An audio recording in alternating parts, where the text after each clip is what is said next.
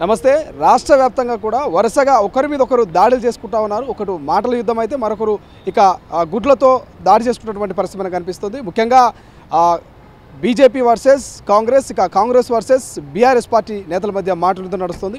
So మాట్లాడదాం. ప్రస్తుతం youth Congress national spokes person Raj Kumar ఎట్లా చూడొచ్చు? బండి సంజయ్ ఖాన్వాయ్ పైన గుడ్ల దాడి జరిగింది. ప్రధానంగా కాంగ్రెస్ నేతలే ఆ దాడి చేశారంటూ బీజేపీ నేతలు కామెంట్ చేస్తారు. ఏం చెప్తారు? భారతీయ జనతా పార్టీ రాష్ట్ర మాజీ అధ్యక్షుడు, ప్రస్తుతం కేంద్ర కమిటీ సభ్యులు ఏదో ఉన్నారు బండి సంజయ్ భారతీయ జనతా పార్టీ నాయకులు ఇప్పుడు మొన్నటిదాకా మతాన్ని వాడుకున్నారు, తర్వాత మసీదులను వాడుకున్నారు. ఇప్పుడు కాంగ్రెస్ పార్టీ నాయకులు కావచ్చు, కాంగ్రెస్ పార్టీ నాయకుల మాతృమూర్తుల మీద ఈరోజు రాజకీయం చేసే ధోరణి భారతీయ జనతా పార్టీలో వచ్చింది. బండి సంజయ్ సబ్జెక్ట్ లేని ఒకైనా భారతీయ జనతా పార్టీ తీసుకొచ్చి ఒకసారి కార్పొరేట్ చేసింది, సబ్జెక్ట్ లేనైనా ఒకసారి ఎంపీ చేసింది, సబ్జెక్ట్ లేనైనాను ఒకసారి రాష్ట్ర అధ్యక్షుని చేసినా కూడా సబ్జెక్టు పెంచుకుంటాడు అనుకున్నాం భారతీయ జనతా పార్టీ. తెలంగాణ రాష్ట్రంలో ఒక సబ్జెక్ట్లెస్ లీడర్, నాలెడ్జ్లెస్ లీడర్ ఎవరైనా ఉన్నారు అని అంటే అది బండి సంజయ్ మాత్రమే. బండి సంజయ్ మాటల లోపల సబ్జెక్ట్ లేదనుకున్నాం, కానీ బండి సంజయ్ లోపల ఒక మానవత్వం లేదు అని ఈరోజు మా యొక్క మంత్రి గారు పొన్నం ప్రభాకర్ గారు మాతృమూర్తి మీద వారు కామెంట్స్ చేయడం చూస్తే అర్థమవుతుంది. మానవత్వం లేని ఓ బండి సంజయ్, బిడ్డ నీకు సబ్జెక్ట్ లేదు, నువ్వు మనిషివి కాదనుకున్నాం. సరే, భారతీయ జనతా పార్టీ కర్మ, అది రాష్ట్రంలో వచ్చేది లేదు పోయేది లేదు అనుకున్నాం. ఈరోజు నువ్వు తెలంగాణ ఉద్యమకారుడైనటువంటి నువ్వు ఎంపీగా ఉండి అట్టర్ ఫ్లాప్ ఎంపీవి, నీకు ఒక భాష సరిగ్గా మాట్లాడడం రాదు, ఒక పదాలు పలకడం రాదు. నిన్ను ఆ కరీంనగర్ ప్రజలు అనేటోళ్ళు ఏ విధంగా వాళ్ళ యొక్క దురదృష్టం బాగుండి రాష్ట్రానికి వాళ్ళు ఏదైతే కరీంనగర్ నేను పార్లమెంట్ సభ్యునిగా ఎన్నుకుంటే కరీంనగర్ చేసింది లేదు, నీ వల్ల తెలంగాణ రాష్ట్రానికి ఉపయోగం లేదు. భారతదేశ చట్టసభలో పార్లమెంటుకు నేను పంపిస్తే తెలంగాణ రాష్ట్రానికి కేంద్రంలో అధికారంలో ఉన్న పార్టీలో ఉండి నువ్వు రాష్ట్ర పునర్విభజన చట్టం మీద హామీల మీద ఏం తీసుకొచ్చినావు? నీ యొక్క పుట్టిన గడ్డ కరీంనగర్ పార్లమెంట్కి ఏం చేసినావు బండి సంజయ్? ఈరోజు మా యొక్క పొన్నం ప్రభాకర్ అన్న గారి మీద అనుచిత వ్యాఖ్యలు చేస్తావా? పొన్నం ప్రభాకర్ అన్న నీలాగా ఒక అసమర్థ నాయకుడు కాదు, ఒక సబ్జెక్ట్లెస్ నాయకుడు కాదు. ఆయన తెలంగాణ రాష్ట్ర ఉద్యమంలో తెలంగాణ రాష్ట్ర కాంగ్రెస్ పార్టీ నాయకుడు అయి ఉండి, కాంగ్రెస్ పార్టీలో ఉండి, ఒక స్వపార్టీ ఎంపీ అయి ఉండి మా యొక్క సోనియమ్మ గారితో కొట్లాడి పెప్పర్ స్ప్రే లాంటి దాడులు ఎదుర్కొని ఈరోజు వారి తెలంగాణ రాష్ట్రం రావడంలో కీలక పాత్ర వహించారు. అటువంటి నాయకుడిని పట్టుకొని విమర్శించే స్థాయి నీకు లేదు బండి సంజయ్. నువ్వు ఈ మాటలు వెంటనే విత్డ్రా చేసుకొని మా యొక్క నాయకుడు పొన్నం ప్రభాకర్ అన్నకి క్షమాపణ చెప్పాలి. లేని పక్షంలో బిడ్డ నేను కోడిగుడ్లు తోటి కొట్టుడు కాదు, నీ గుడ్లు వాళ్ళకు కొడతామని చెప్తున్నా. ఎందుకనంటే ఒక మాతృమూర్తిని అంటావా? ఇదేనా నీ సంస్కారం? సబ్జెక్ట్లెస్ ఫెలో. ఎందుకంటే కాంగ్రెస్ పార్టీ బీజేపీ పార్టీ రెండు పార్టీలు కలిసి ఎన్నికల ముంగల పార్లమెంట్ ఎన్నికల ముంగల ఏమైనా డ్రామా ఆడుతున్నాయా? కాంగ్రెస్ పార్టీ బీజేపీ పార్టీ కలిసి డ్రామాలు ఆడతాయా? భయ్యా, మీరు ఈ మాట అనాలి. ఎందుకు, ఏ విధంగా అంటున్నారు చెప్పు? కాంగ్రెస్ పార్టీ, భారతీయ జనతా పార్టీ భారతదేశంలోనే కొట్లాడుతున్నాయి. ఈ యొక్క తెలంగాణ రాష్ట్రం ఒక లెక్కన భారతీయ జనతా పార్టీ అనేటోళ్ళు అంటేనే మా కాంగ్రెస్ పార్టీ సిద్ధాంతాలకు పూర్తిగా విరుద్ధమైన సిద్ధాంతం. కాంగ్రెస్ పార్టీ పూర్తిగా ప్రజాస్వామ్య సిద్ధాంతాల మీద కొట్లాడతాం.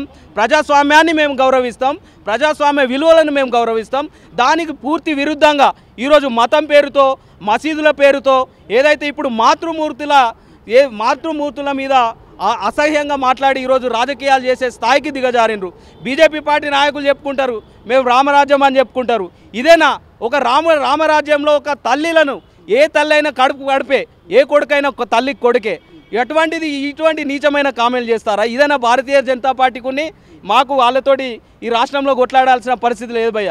తెలంగాణ రాష్ట్ర ప్రజలు ఒక్కటే గమనించాలి, ఈ భారతీయ జనతా పార్టీ అనేది తెలంగాణ రాష్ట్రంలో అది సచ్చిన పీనిగే. ఎందుకనంటే ఇప్పుడు పార్లమెంట్ ఎలక్షన్ తీసుకుందాం, ఒక్కో పార్లమెంటుకు 7 నియోజకవర్గాలు ఉంటాయి. 7 నియోజకవర్గాలు అంటే భారతీయ జనతా పార్టీకి వచ్చిన సీట్లన్నీ మొన్న అసెంబ్లీ ఎన్నికల్లో 8 సీట్లు వచ్చినాయి.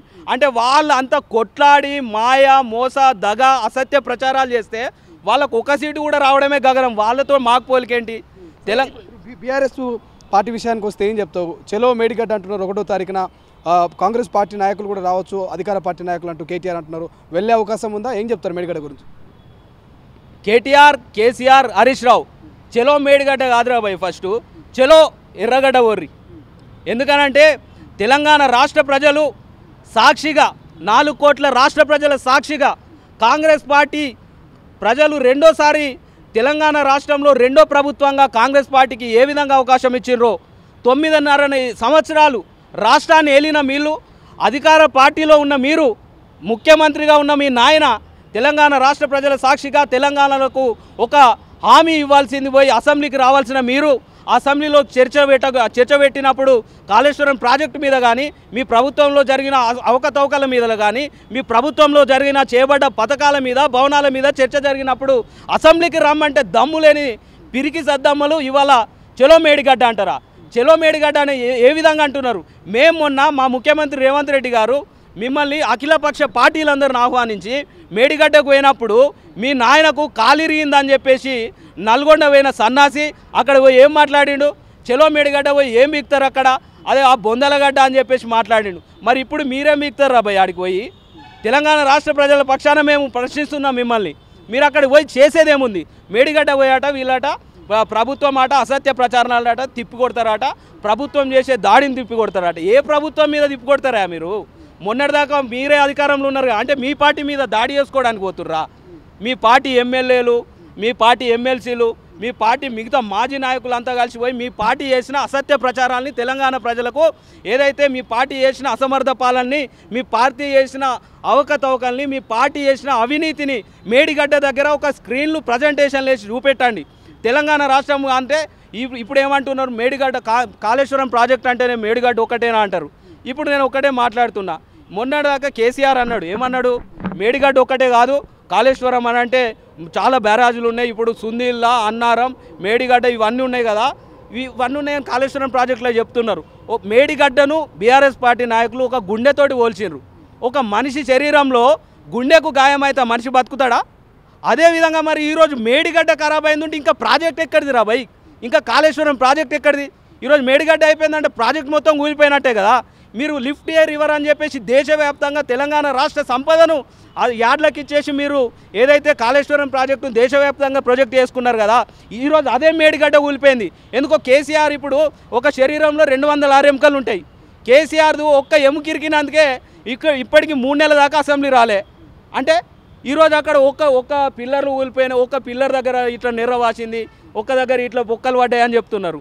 మరి ఎందుకో మీ నాయనేమో ఒక్క బొక్కి ఇరిగినందుకు మిగతా 5 ఎముకలు ఉన్నాయి, వాటిని వేసుకొని ఎందుకో చక్కగా నిలబడలేకపోయాడు. అంటే మీకో లెక్క, మీ శరీరానికో లెక్క, రాష్ట్ర ప్రజల సంపదైనా కాళేశ్వరం ప్రాజెక్టుకో లెక్కనా? ఇంత నిర్లక్ష్యంగా ఏ విధంగా మాట్లాడుతున్నారు? రాష్ట్ర ప్రజలు మీరు మేడిగడ్డవేనా, మీరు ఏడికి పోయినా మీ పార్లమెంటు మూమెంట్లో మీ పని అయిపోయింది, రాష్ట్రంలో మీ పార్టీ పని అయిపోయింది, మీ నాయకత్వం పని అయిపోయింది. రైట్, ఇది మొత్తం మీద మేడిగడ్డ చెలో మేడిగడ్డకైతే మరి ప్రతిపక్షాలు అయితే అధికార పార్టీని రమ్మంటా ఉన్నాయి. సో చూద్దాం మరి అధికార పార్టీ నేతలు వెళ్తారా లేక ఏం చేయబోతున్నారు అనేది ఒక ఉత్కంఠ వాతావరణం అయితే నెలకొంది. సో చూద్దాం ఏం జరగబోతుంది March 1 అనేది. కెమెరా పర్సన్ అజయ్తో శ్రీశైలం, తొలి వెలుగు, హైదరాబాద్.